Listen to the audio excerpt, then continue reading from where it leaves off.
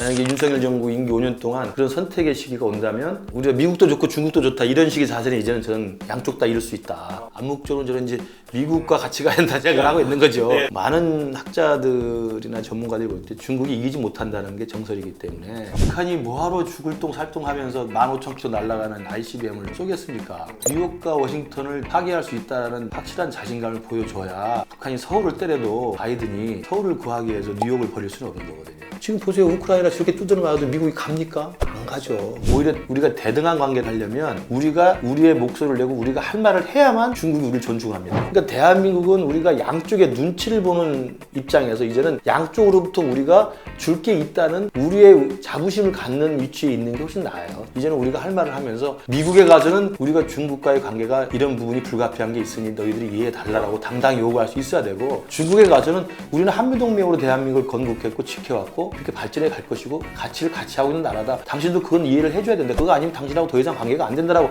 당당하게 말을 해줘야 되는 거예요. 중국 소외 기조가 우리의 외교 공간을 좁히는 행보라는 비판하는 목소리에 대해서 좀 교수님께서 어떻게 보시는지. 한미동맹이 지난 문재인 정부 5년 동안 상당히 약화되었다라는 판단은 기본 전제가 깔려 있는 것 같아요. 네. 저는 이제 윤석열 정부 들어와서 모든 외교안보 정책이 다 그래야 된다고 보지만 다시 과거로 회귀하는 보고는 저는 절반밖에 되지 않는다고 봐요.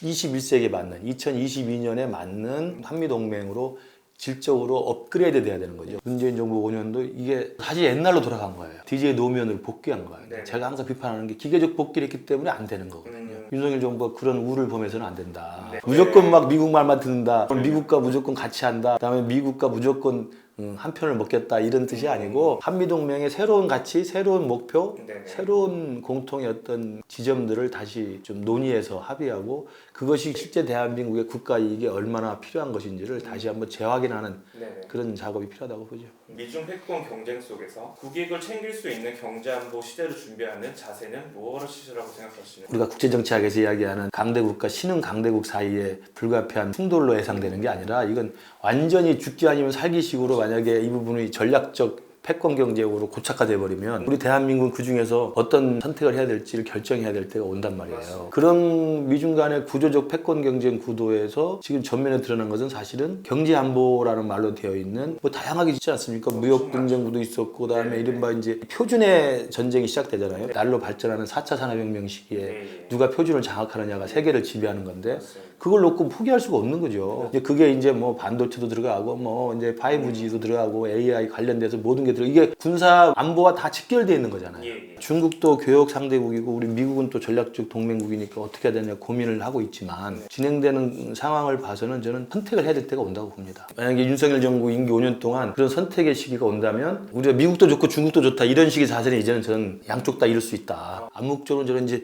미국과 같이 가야 된다 생각을 하고 있는 거죠. 예. 왜냐하면 미중 패권 경쟁에서 많은 학자들이나 전문가들이 볼 때 중국이 이기지 못한다는 게 정설이기 때문에, 그리고 미국이 또 압도적으로 좀 우위에 있는 게 사실이고, 제가 생각할 때 이제 시진핑이 너무 일찍 고개를 들은 측면이 있어요. 이거 봐라? 이건 경계심을 공유케 한 거지. 예전에는 사실은 미국 같은 경우도 민주당 쪽 인사들은 중국과 인게이지를 하는 게 맞다고 생각했단 말이죠. 근데 지금은 아니에요. 이제는 더 이상 안 된다, 중국이.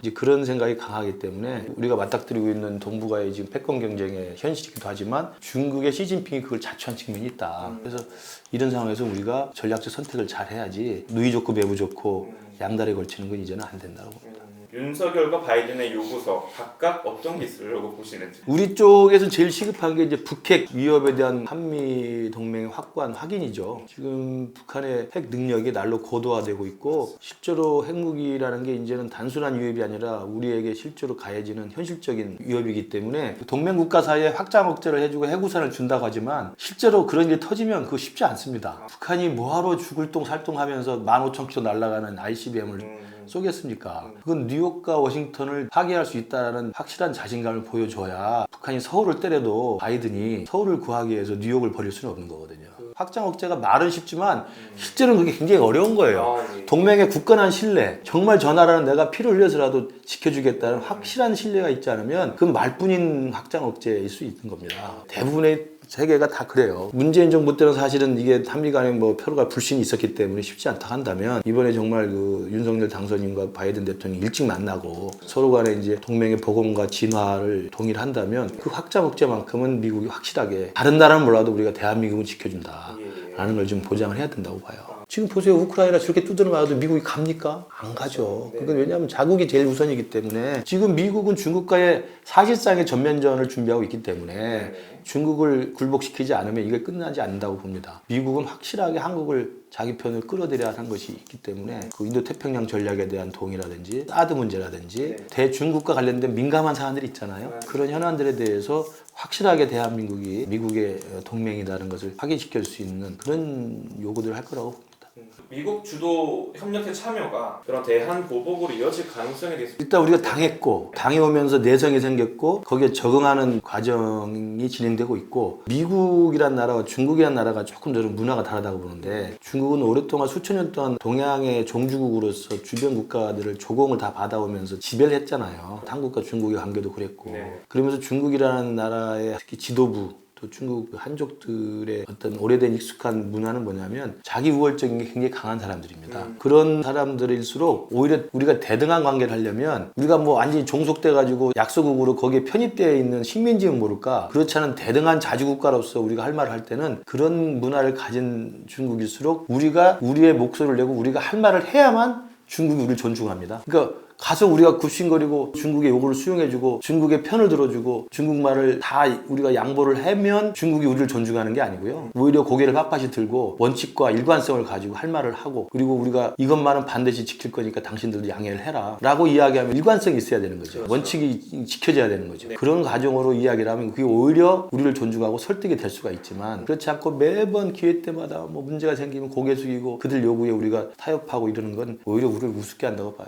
당선이 확정되시고 시진핑 주석이 이례적으로 전화를 안 하는 그렇죠. 그러니까 중국은 오히려 할 말을 하는 나라. 그렇지만 중국으로서도 전략적으로 대한민국이 필요하거든요. 그러니까 대한민국은 우리가 양쪽의 눈치를 보는 입장에서 이제는 양쪽으로부터 우리가 줄 게 있다는 우리의 자부심을 갖는 위치에 있는 게 훨씬 나아요. 미국에 대해서도 마찬가지고 중국에서도 마찬가지고. 근데 우리가 보면 과거 보수 정부는 미국에 양보하고 미국 뜻을 따르고 미국의 굴종적인 모습이어서 진보로부터 욕을 먹었고 진보 정부는 무조건 중국의 굴종적이고 중국을 추수하고 중국을 따라가는 입장만 보여서 보수한테 욕을 먹은 거거든요.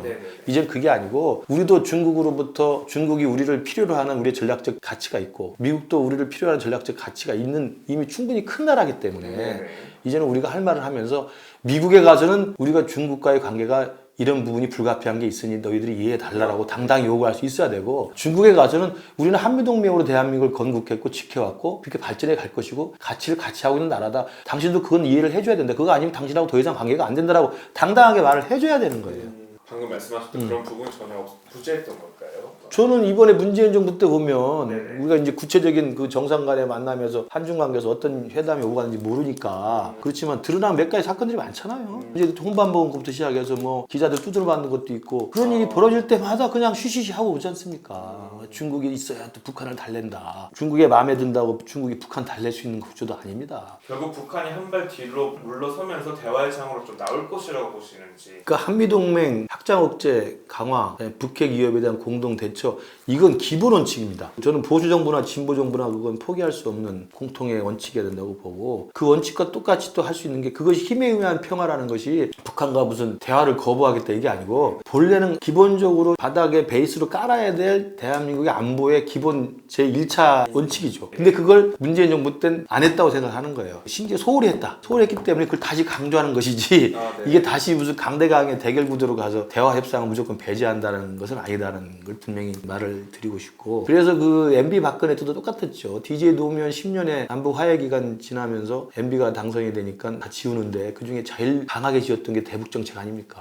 북한의 핵 문제나 대북 정책은 노무현과 반대로만 한다고 그래서 MB 때 이제 남북관계 파탄이 난 건데 그것도 똑같아요. MB 박근혜가 그냥 10년의 과거 역사를 지우고 과거로 돌아가겠다는 걸로 간 거예요. 그러니까 나는 다시 노무현으로 돌아간다 이거였거든요. 그게 아니라는 게 이제 제일 중요한 거고 그 힘에 의한 평화, 튼튼한 안보, 한미 동맹 강화 이건 DJ 됐더냐 이거 노무현 됐더냐 이거 MB 됐더냐 이거 박근혜 됐더냐 이거 문재인 됐더냐라고 봐요.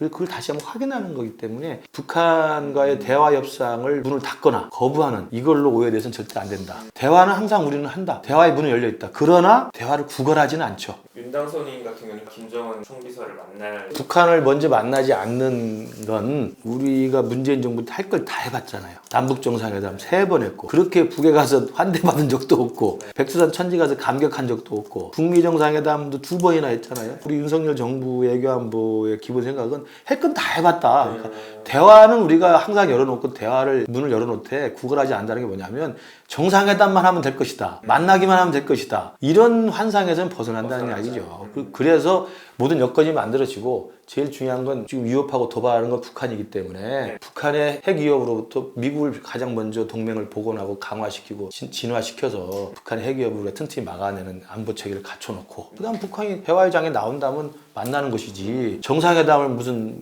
목표로 해서 북한의 김정은 만나려고 거기 현안에 대해서 뛰어다니지는 않겠다는 거죠. 한일 간 갈등의 고울이 점점 최근에 계속 또 올라오고 있어요. 한일 관계가 제일 어렵죠. 네, 국민 정서와 관련돼 있는 문제이기 때문에 우리나라는 개그 프로에서도 일본을 칭찬할 수가 없어요. 왜냐하면 당장 뭐 난리가 나니까. 어쨌든 문재인 정부 5년 동안 그런 국민의 반일 감정을 동원하고 조장해서 사실은 한일 관계 정치적으로 활용했기 때문에 한일 관계 파탄이 됐다는 건 분명히 맞는 이야기입니다. 그래서 이제는 한일 관계에 그런 국민 반일 감정이라는 걸 동원하는 건 절대 하지 않겠다라는 것이고요. 사실은 원칙은 우리가 쉽게 말하지만 쉽지는 않을 거예요. 특히 이제 지금 걸려있는 강제징용 배상 문제는 법적으로 굉장히 이미 많이 진전이 돼버려서 어떻게 풀어야 될지 그 묘수를 찾아야 된다고 봅니다.